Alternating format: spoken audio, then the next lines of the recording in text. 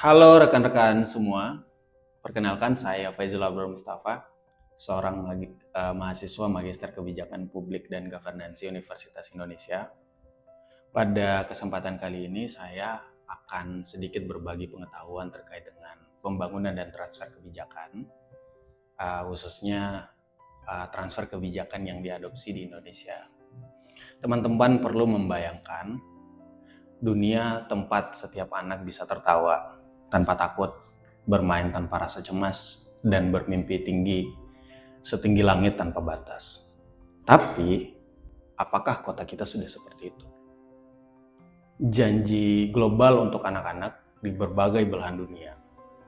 Ada satu janji besar yang disepakati bersama, bahwa setiap anak dimanapun mereka lahir berhak untuk hidup, tumbuh, bermain, dan belajar dalam lingkungan yang aman dan penuh kasih. Janji ini kemudian tertuang dalam dokumen penting yang dikenal sebagai Konvensi Hak Anak atau Convention on the Rights of the Child, CRC, yang disusun oleh UNICEF sebagai organisasi global di bawah Perserikatan Bangsa-Bangsa tahun 1989. CRC menjadi panduan global dalam melindungi dan memenuhi hak anak.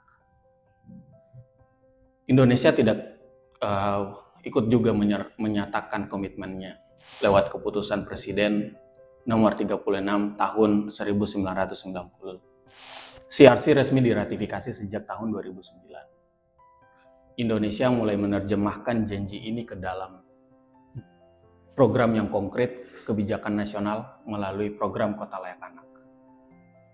Proses ini membawa ide dari dunia internasional ke tingkat lokal, dan proses ini dikenal sebagai transfer kebijakan global.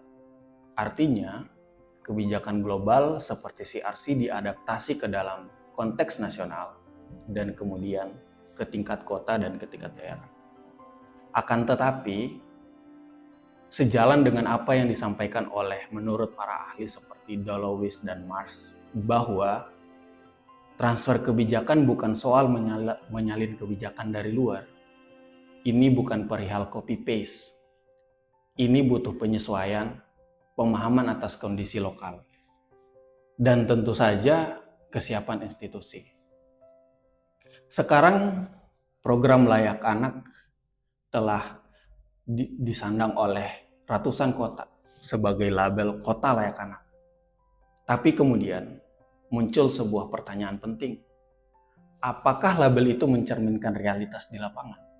Apakah kota betul-betul layak untuk anak-anak? Sayangnya banyak kota masih bergulat dengan isu kekerasan terhadap anak, eksploitasi, hingga pernikahan usia dini.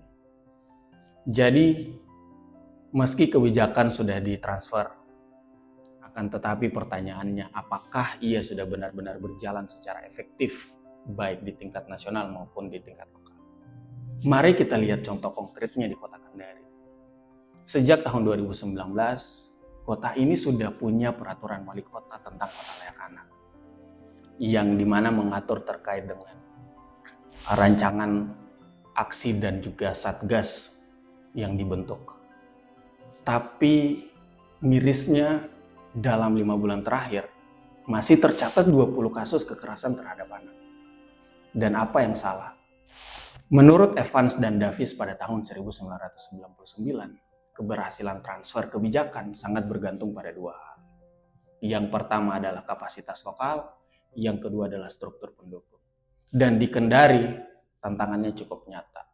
Seperti koordinasi antar lembaga yang belum solid, dan juga kurangnya tenaga profesional seperti psikolog, dan juga budaya diam yang membuat banyak kasus tidak terungkap. Lalu bagaimana kita cara mengukur keberhasilan akan program Kota Layak Anak ini di daerah-daerah? Banyak negara melakukan transfer kebijakan, tapi hanya sebagian berhasil. Hal ini dikarenakan seperti apa yang dikatakan oleh Bovens pada tahun 2001. Keberhasilan kebijakan tidak hanya diukur dari adopsinya, tapi seberapa konkret hasilnya tapi bagaimana dampaknya dapat dirasakan langsung oleh masyarakat.